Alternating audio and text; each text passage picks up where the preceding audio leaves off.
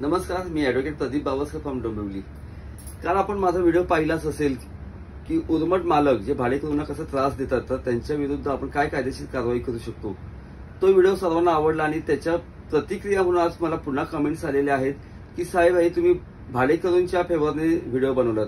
आता जर एखादा भाडेकरू जर आम्हाला त्रास देत असेल किंवा तो भाडं देत नसेल किंवा तो रूम बंद करून दुसऱ्या ठिकाणी राहत असेल तर अशा वेळी त्या मालकाने काय करायचं की त्यांच्यासाठी आजचा हा व्हिडिओ आपण लक्षपूर्वक ऐका।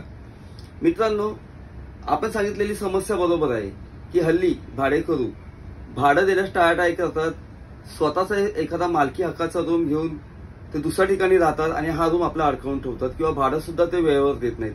तर अशा वेळी आपण सर्वप्रथम त्याला एक कायदेशीर नोटीस पाठवायची भाडेकरूला की बाबा तुम्ही डिफॉल्टर आहात, इतके महिने तुम्ही भाडं दिलेलं नाहीये, तसंच तुम्ही हा रूम न वापरता जो रूम तुम्हाला राहण्यासाठी दिलेला होता याचा वापर न करता तुम्ही दुसऱ्या ठिकाणी राहत आहात आणि तुम्ही इथे राहत नसल्यामुळे त्या घराची कोणतीही काळजी न घेतल्यामुळे किंवा स्वच्छतेची काळजी न घेतल्यामुळे त्याला घुशी उंदीर यांचं साम्राज्य झालेलं आहे।